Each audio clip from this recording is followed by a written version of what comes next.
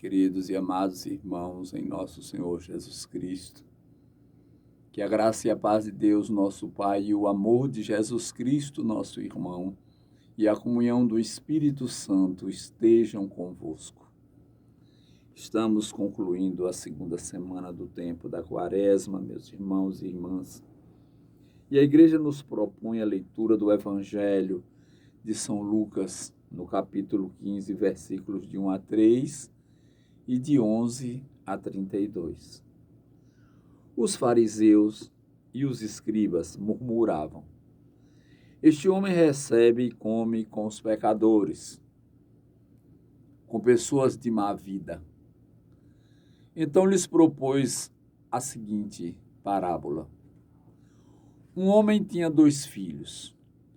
O mais moço disse a seu pai: meu pai, dá-me a parte da herança que me toca. O pai então repartiu entre eles os haveres. Poucos dias depois, ajuntando tudo que lhe pertencia, partiu o filho mais moço para um país muito distante e lá dissipou a sua fortuna, vivendo dissolutamente. Então, meus irmãos, como diz o texto,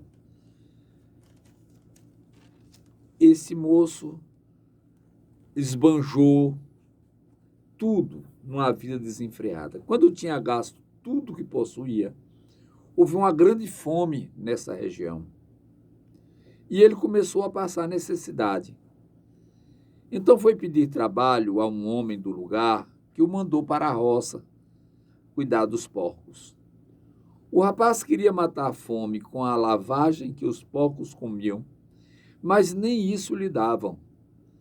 Então, caindo em si, disse: quantos empregados do meu pai têm pão com fartura e eu aqui morrendo de fome? Vou me levantar e vou encontrar meu pai e dizer a ele: pai, pequei contra Deus e contra ti. Já não mereço que me chame teu filho. Trata-me como um dos teus empregados. Então levantou-se e foi ao encontro de seu pai. Quando ainda estava longe, o pai o avistou e teve compaixão. Saiu correndo, o abraçou, o cobriu de beijos, e então o filho disse: pai, pequei contra Deus e contra ti, e já não mereço que me chamem teu filho. Mas o pai disse aos empregados: depressa, tragam a melhor túnica para vestir meu filho, coloquem um anel no seu dedo e sandália nos pés. Peguem o novilho gordo e o matem, vamos fazer um banquete, porque este meu filho estava morto e tornou a viver, estava perdido e foi encontrado. E começaram a festa. O filho mais velho estava na roça. Ao voltar, já perto de casa, ouviu música, barulho de dança. Então chamou um dos criados e perguntou o que estava acontecendo. O criado respondeu: é seu irmão que voltou, e seu pai, porque o recuperou são e salvo, matou o novilho gordo. Então o irmão ficou com raiva e não queria entrar. O pai, saindo, insistia com ele. Mas ele respondeu ao pai: eu trabalho para ti há tantos anos, jamais desobedeci a qualquer ordem tua, nunca me deste um cabrito para eu festejar com os meus amigos.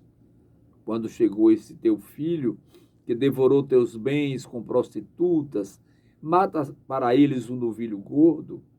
Então o pai lhe disse: filho, você está sempre comigo e tudo que é meu é teu.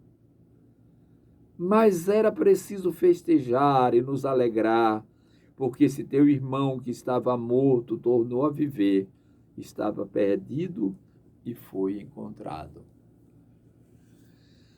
Meus irmãos e irmãs, o processo da consciência, da conversão, começa com a tomada de consciência.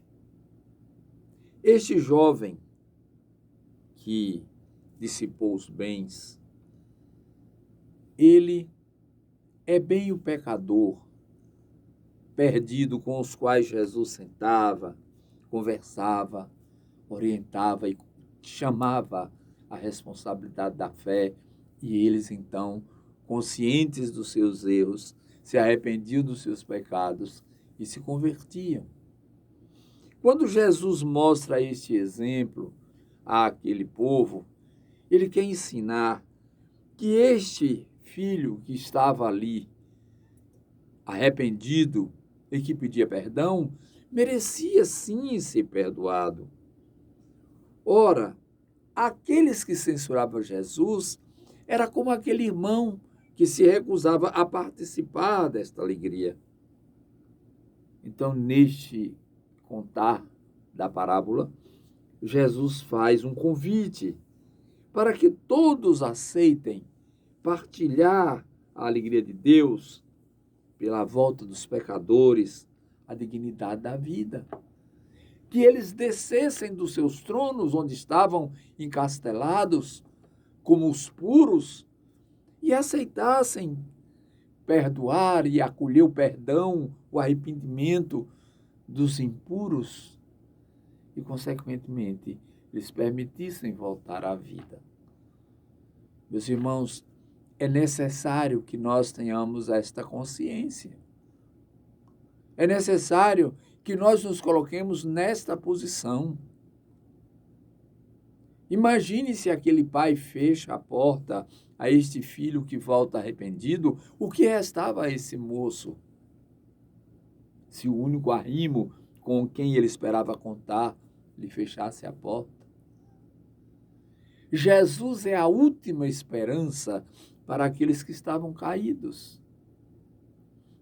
Por isso ele vai ao encontro destas pessoas para significar exatamente esta nova oportunidade. Quando as pessoas agradeciam pelas curas, ele dizia: não, foi a vossa fé. A vossa fé, a tua fé te salvou. Não peques mais. E aquela pessoa saía dali no esforço e no compromisso de evitar a ocasião de pecado.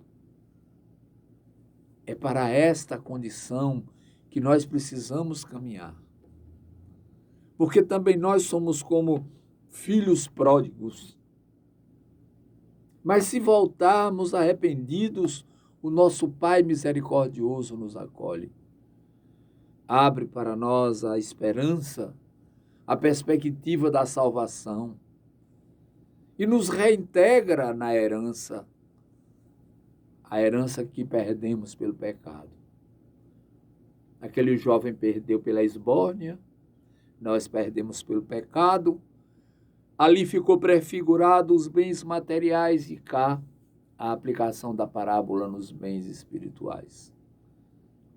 Assim sendo, meus irmãos e irmãs, nos esforcemos. Aproveitemos a oportunidade deste tempo quaresmal. Reflitamos sobre nossa vida. Revisemos nossos passos. Reavaliemos nossa caminhada. Reavaliemos nossa relação com os irmãos. O que temos feito em favor do reino de Deus. Dentro da condição que temos, dentro dos limites que possuímos, como temos anunciado o reino de Deus. Este pensamento, estas avaliações, precisamos fazê-la para reiniciar com Cristo pela ressurreição a nova vida, a vida renovada do homem que se salva. Portanto, busquemos o reino de Deus e sua justiça. E todas as demais coisas nos serão dadas por acréscimo. Não percamos, meus irmãos, o tempo, que é tão importante, tão necessário. Esqueçamos o ontem para começarmos a viver bem o hoje e assim nos prepararmos para o amanhã, na graça do Senhor. Que Deus nosso Senhor nos abençoe, nos ilumine e fortaleça com a sua graça. para que, perseverantes na fé, na esperança e na caridade, possamos verdadeiramente converter-nos a Cristo Jesus nesta Santa Quaresma, pelo jejum, pela oração e pela esmola. Deus nos abençoe a todos, em nome do Pai, do Filho e do Espírito Santo. Tende piedade de nós, Senhor. Tende piedade de nós.